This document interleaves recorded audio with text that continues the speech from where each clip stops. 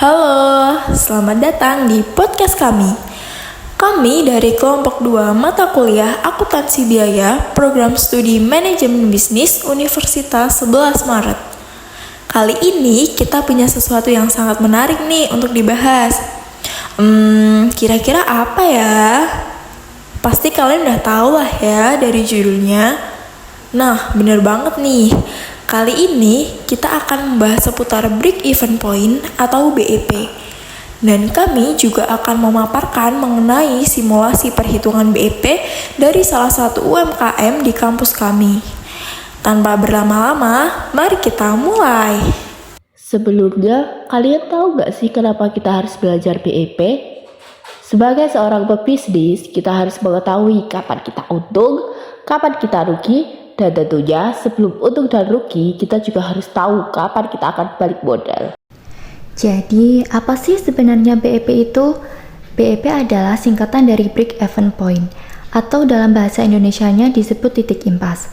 Break Even Point adalah suatu titik di mana total pendapatan atau hasil penjualan suatu produk atau jasa sama dengan total biaya produksi atau operasionalnya. Dengan kata lain, pada titik ini, perusahaan tidak mengalami keuntungan maupun kerugian. Dalam BEP, ada beberapa komponen juga yang membentuk break-even point. Yang pertama, fixed cost atau biaya tetap, yaitu biaya yang mempunyai nilai tetap atau tidak berubah meskipun proses produksi mengalami perubahan. Sebagai contoh, biaya tetap akan sama meskipun bisnis sedang melakukan aktivitas produksi atau tidak di periode tertentu, seperti biaya penyusutan mesin, tenaga kerja, sewa gedung, dan sebagainya. Yang kedua, variable cost atau biaya variabel, yaitu jenis biaya yang nilai atau angkanya tidak tetap alias bisa berubah tergantung dari volume produksi yang sedang dilakukan. Kapasitas produksi dan biaya variabel akan selalu sejajar dan berkaitan satu sama lain. Contoh dari variable cost antara lain biaya listrik, bahan baku, transportasi, dan sebagainya. Yang ketiga, harga jual, yaitu harga yang didapatkan dari semua biaya yang diperlukan dalam memproduksi barang ditambah margin atau nilai keuntungan yang ingin didapatkan. Umumnya harga jual dihitung setiap unit pasca diproduksi. Yang terakhir, pendapatan. Penghasilan atau pendapatan diperoleh dari seluruh penjualan produk atau jasa. Jumlah pendapatan tersebut diperoleh berdasarkan harga jual dikali jumlah produk yang berhasil dijual di pasaran. Nilai pendapatan diperlukan untuk memproyeksi pendapatan di periode selanjutnya menggunakan nilai margin maupun jumlah unit serta harga berbeda.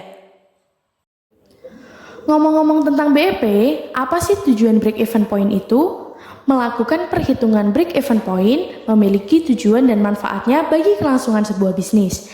Yang pertama, menentukan volume produksi. Tujuan break even point adalah untuk menentukan volume produksi. Ketika kalian sudah mengetahui nilai dari BEP, maka kalian bisa menentukan volume kapasitas produksi atau mendapatkan gambaran laba yang akan diperoleh.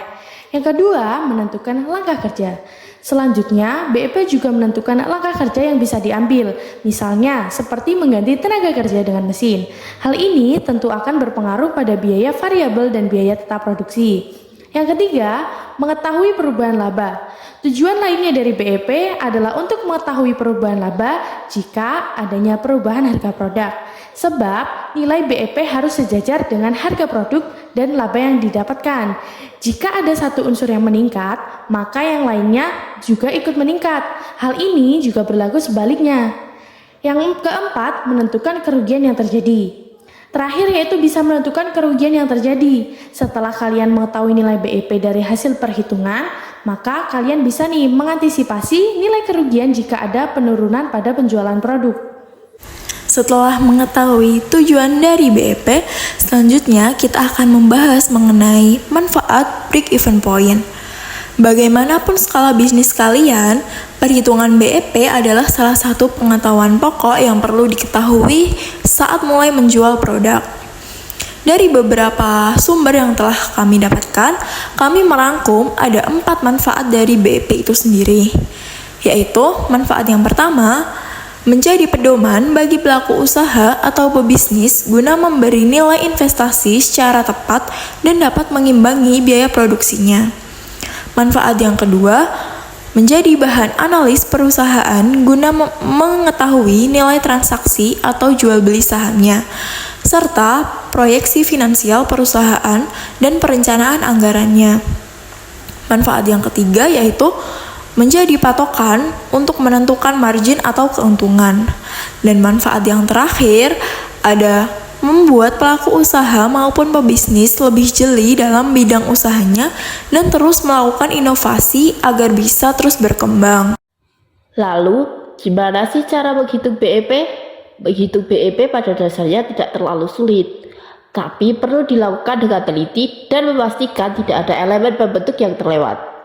Berikut adalah cara atau rumus untuk menghitung break-even point. Yang pertama, BEP unit. Rumus BEP ini didapat dari fixed cost dibagi margin kontribusi setiap unit. Nilai margin tersebut didapatkan dari selisih harga jual dengan harga produksi per unit.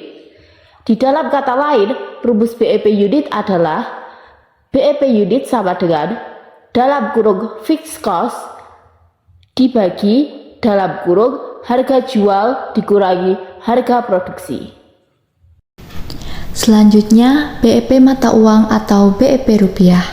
Rumus BEP kedua dilakukan untuk mengetahui nilai BEP sesuai satuan mata uang yang dipakai.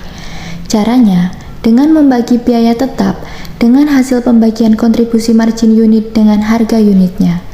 Untuk lebih jelasnya, inilah rumus BEP rupiah. BEP rupiah sama dengan fixed cost per kontribusi margin unit per harga unit. Seperti yang kita sampaikan di awal tadi, kita juga akan melakukan perhitungan BEP pada salah satu UMKM. Di sini, kami akan menghitung BEP dari kantin Kausar, yaitu salah satu kantin yang berada di basement perpustakaan UNS. Jadi, kita sudah melakukan wawancara nih dengan pemilik kantin Kausar sendiri, yaitu Bapak Septian dan Ibu Narti untuk mendapatkan data-data yang kita perlukan untuk menghitung BEP. Sebelumnya, kantin Kausar sendiri merupakan salah satu kantin yang berada di basement UNS yang menjual nasi ayam kremes. Awal mula berdirinya usaha tersebut adalah karena keinginan Bapak Septian dan Ibu Narti untuk menambah pemasukan. Usaha ayam kremes tersebut sudah berdiri sejak tahun 2021. Setelah kita mendapatkan data-data sebagai dasar perhitungan BEP, dan seperti penjelasan di atas tadi, kita baru bisa menghitung BEP berdasarkan komponen-komponen pendukungnya. Berikut adalah data-data yang telah kita peroleh dari UMKM nasi ayam kremes Kausar. Yang pertama ada fixed cost atau biaya tetap. Yang pertama ada kompor dengan jumlah 1 buah dengan biaya 372.500 sehingga diperoleh total 372.500. Yang kedua ada gas dengan jumlah 24 buah yang kami asumsikan dalam 1 tahun sehingga biayanya 21.000. Jadi diperoleh total 504.000. Yang ketiga ada piring plastik yang berjumlah 36 buah dengan harga satuan 1.500 sehingga diperoleh total 54.000. Yang keempat ada sewa tempat. Harga sewa tempat dalam 1 tahunnya adalah 6 juta sehingga diperoleh total 6 juta rupiah. Yang terakhir ada peralatan makan. Peralatan makan di sini berjumlah 3 lusin dengan harga per lusinnya 36.500 sehingga diperoleh total 109.500. Jadi, seluruh biaya fixed cost atau biaya tetap pada kantin Kausar adalah Rp7.040.000. Yang kedua ada variable cost. Yang pertama ada ayam per potong dengan jumlah 35 potong dengan biaya 1 potongnya 3.500 sehingga diperoleh total 122.500. Yang kedua ada bumbu dengan jumlah 35 dengan biaya Rp200 sehingga diperoleh total Rp7.000.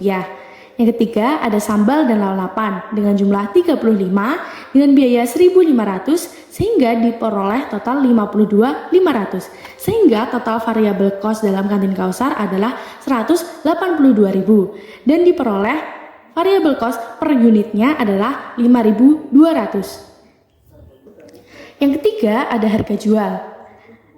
Biaya produksi 1 porsi ayam kremes di kantin Kausar adalah 8.000 dan margin 1 porsi ayam kremes adalah 2.000 sehingga harga jual ayam kremes satunya di kantin Kausar adalah Rp10.000. Setelah mendapat data dari UMKM nasi ayam kremes Kausar, kita bisa menghitung BEP unit dari UMKM tersebut. Langsung saja kita pada praktik perhitungannya. Langsung saja kita ke rumus BEP unit sama dengan fixed cost dibagi harga jual dikurangi harga produksi. Dengan fixed cost sebesar 7.040.000 dibagi harga jual 10.000 dikurangi harga produksi 8.000, maka diperoleh 7.040.000 dibagi 2.000 dengan hasil BEP unitnya 3.520 per tahunnya. 3.520 dibagi dengan 8 bulan.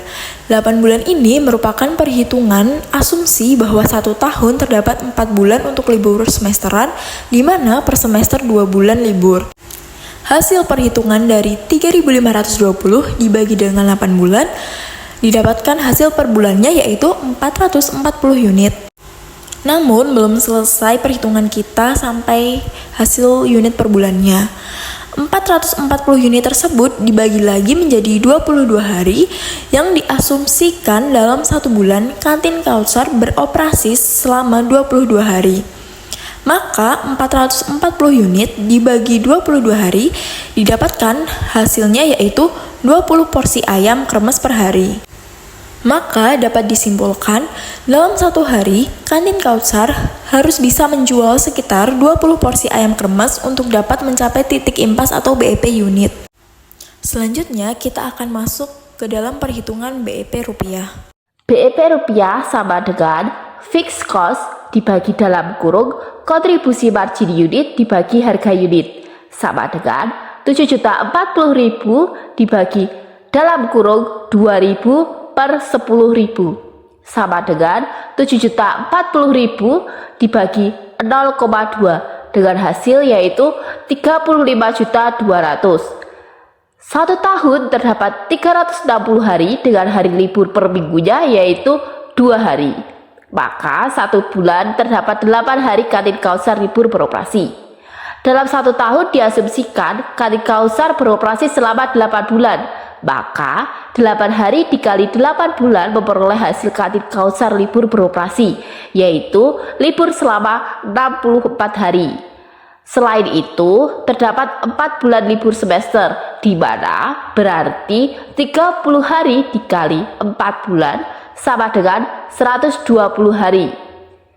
360 hari dikurangi 64 hari dikurangi 120 hari diperoleh hasil yaitu 176 hari kantin Kautsar beroperasi.